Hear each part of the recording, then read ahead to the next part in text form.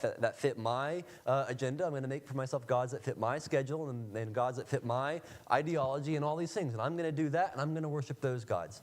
And a result of that is the source of all of the bad stuff that we see throughout that first chapter in Romans, where they give up natural relationships for ones that are unnatural, where they become inventors of evil, where they become murderers, where they become malicious, and all of these things, where they become disobedient to parents. That's one of those characteristics in that list that Paul gives us. So parents, know that this morning I encouraged all of your kids to obey you. Even myself, I've still got my parents, and I think that it is good I'm an adult man, and I have my own family, but they're my parents, and I should honor them. So, what I'm getting at, we are like sheep, and we need a shepherd. We need to follow something. We're going to follow something in our life. We have a choice to make that God, to make that Christ, or to make that, at the end of the day, Satan in the world. I'm encouraged, and also a little bit, I don't want to use the word terrified, made cautiously aware of my mortality when I read Psalm chapter 90. I'm going to read it for you now. It's not terribly long, but I do want to read the whole thing. This is the first psalm in the fourth book of the Psalms. You can turn there if you want, but I'm going to go ahead. It says, Lord, you have been our dwelling place in all generations. Before the mountains were brought forth, or ever you had formed the earth and the world, from everlasting to everlasting, you are God. You return man to dust and say, Return, O children of man, for 1,000 years in your sight are but as yesterday when it is past, or as a watch in the night. You sweep them away as with a flood. They are like a dream, like grass that is renewed in the morning. In the morning it flourishes and is renewed. In the evening it fades and withers. For we are brought to an end by your anger. By your wrath we are dismayed. You have set our iniquities before you, our secret sins in the light of your presence. For all our days pass away under your wrath. We bring our years to an end like a sigh. The years of our life are 70, or even by reason of strength 80. Yet their span is but toil and trouble. They are soon gone, and we fly away. Who considers the power of your anger and your wrath according to the fear of you? So teach us to number our days, that we may get a heart of wisdom. Return, O Lord, how long? Have pity on your servants. Satisfy us in the morning with your steadfast love, that we may rejoice and be glad in all our days. Make us glad for as many days as you have afflicted us. Let your work be shown to your servants, and your glorious power to their children. Let the favor of the Lord our God be upon us, and establish the work of our hands upon us. Yes, establish the work of our hands. And that encourages me, because when I read that, I realize how big God is, right? He is God from everlasting to everlasting. He has been God since before anything was, and he will be God long after anything ever was as well. But we also learn in this psalm that our days are numbered. And to God, the span of our life, and here it gives us that, the span of our life is 70, or even by a measure of strength up to 80 years, and that seems to be maybe about average for now. But for the span of my life, for however long I will live, for however long any of you will live, is just like the blink of an eye with God. It says, for 1,000 years in your sight are but as yesterday when it is past, or as a watch in the night. And that's where I get that awareness of my life compared to who God is and compared to what he can do, I'm not much at all, and none of us are. And with these few years that I have on this earth, and that any of us have, I have this choice to make of who I'm going to follow, and what I'm going to follow, and what direction I'm going to go. And this command that Jesus gives to Peter 2 times now, once at the beginning of his ministry, and once now, I'm not going to say the end of his ministry, but at the end of this earthly relationship that he has with Christ, it's the same command. It's to follow him. And that's what I want us to just, if we leave here with nothing else, leave with that. As I was sitting down, again, kind of going back to what I started with, I didn't have any notes sitting down. I normally try to be done with my preparations before Sunday whenever I'm going to preach. And so I was sitting down and I was thinking, God, I don't know what to do. And so I just began to kind of flip through the pages and just pray and think, where are you going to lead me? And I was just reminded that this gospel that we preach, this gospel that we believe, has not changed. in the thousands of years that we've had it in the scriptures. I say thousands of years. It's been the same gospel since the beginning of time. When you read through the Old Testament, you can see the gospel on every page. You can see Jesus on every page. And I was just encouraged by that whenever we preach, whenever we teach, it's great to have a nice, fancy message sometimes that's going to, make everybody go, wow, look at that was great. I never thought of that before. I hope that you all have thought of this one before. I want this to be a simple reminder of a simple truth that our call is to follow Jesus. Our call is to follow him. No matter what we do, no matter where we are or who we're with, to follow him in everything that we do, to follow him in everything that we say, in our relationships, in everything. He will lead us, which we need because we are like sheep. We can walk away and we can wander off and we can, be a little bit silly at times and get ourselves mixed up. But he will lead us. We need to follow him. And if we don't, we'll end up following something else. And it won't lead us to where we want to go. It will lead us away from him. Following Christ leads us to a hope that one day there will come a day where he will return and we'll get to go and we'll be with him forever and ever and live a life of eternity with him, to live eternally in life forever without tear, without pain, without sickness, with him. And following this world will lead us to an eternal death, separated from him in hell. It will lead us to an eternal pain and suffering that none of us need to be at because we have the choice to follow him now. So what do we do now? I think that we do just as Peter did, and we follow him. And a couple of notes about that, and then I'll be done. It is important for us, I think, to know that we have to follow Jesus for ourselves and not for anybody else. Notice what Peter does.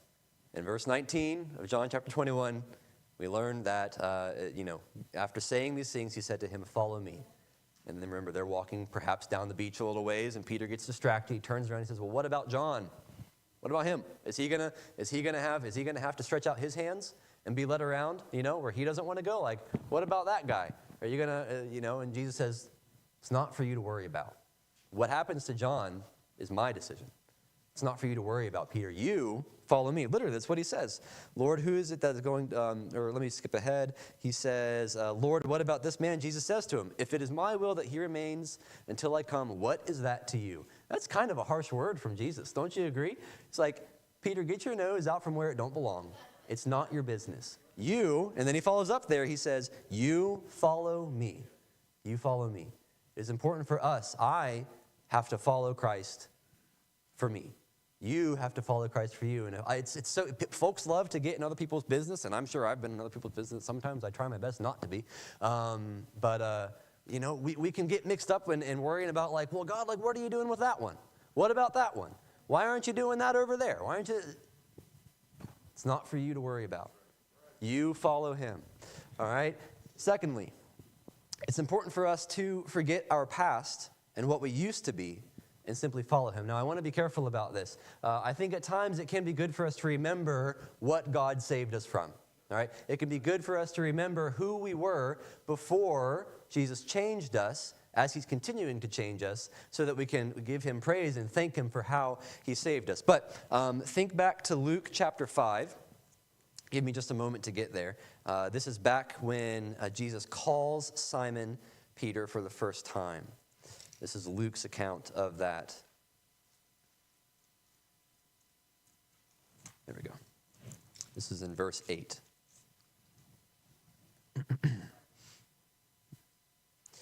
But when Simon Peter saw it, he fell down at Jesus' knees, saying, "Depart from me, for I am a sinful man, O Lord."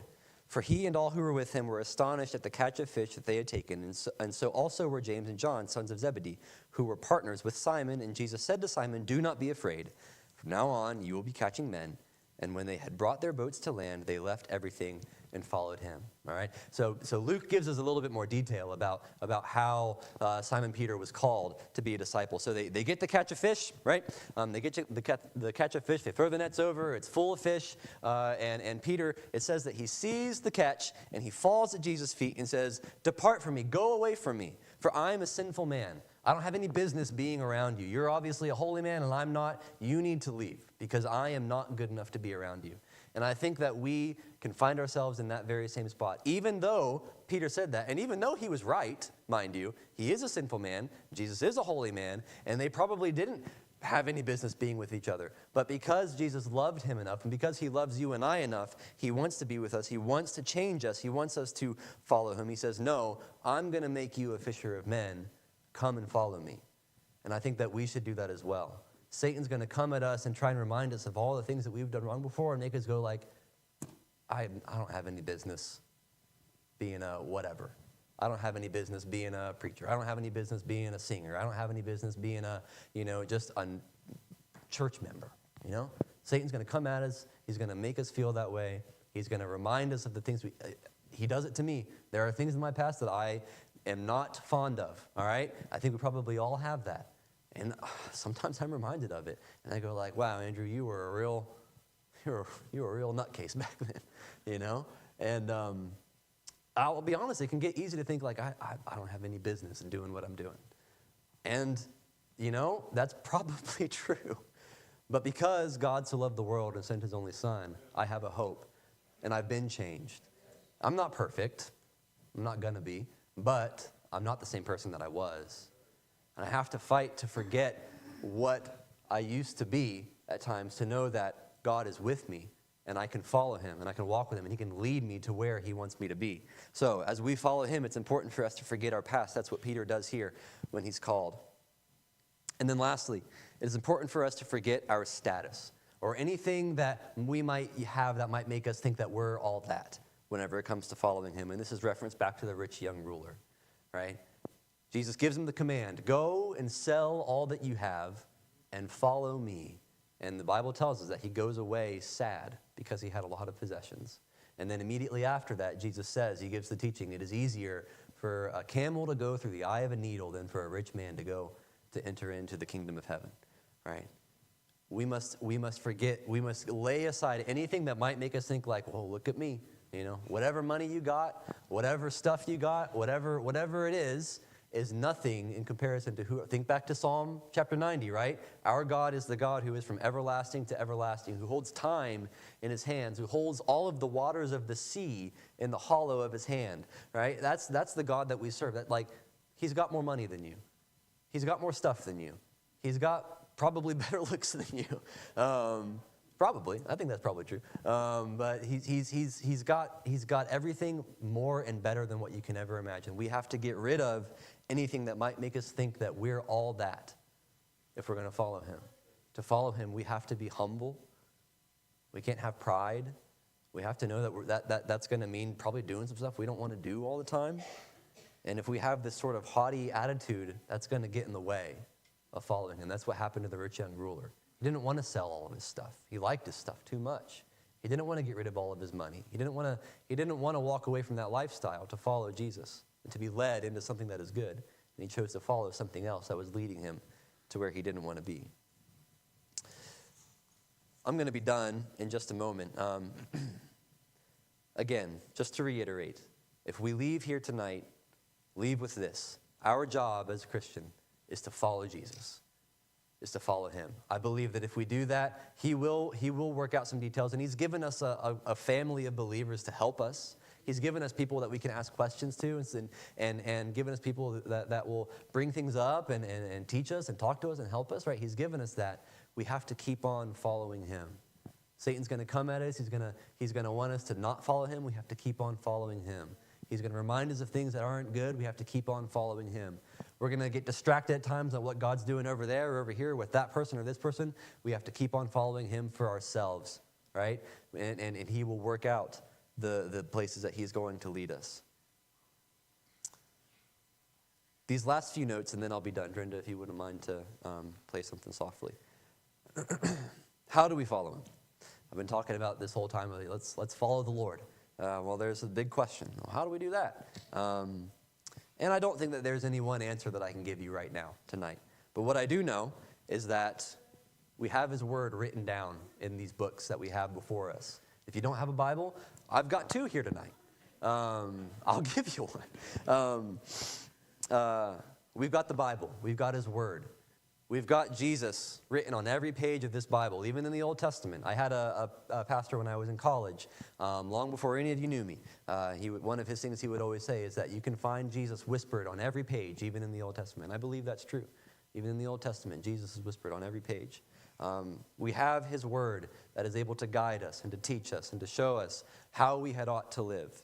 And we also have the church. I don't think that God brings people together just for nothing, right? I think he absolutely brings us all together so that we can praise him, so that we can give him worship and glory because he's due that, right? I think he also brings us together so that we can help each other.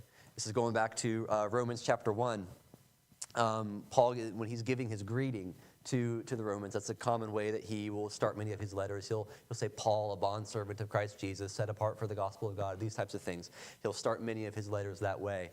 And he's writing to the Romans, he says, I've been meaning to come to you, but I've been hindered up to this point. And finally, he's getting a chance to go to them, and he's telling them in this letter, I'm going to come to you soon, okay?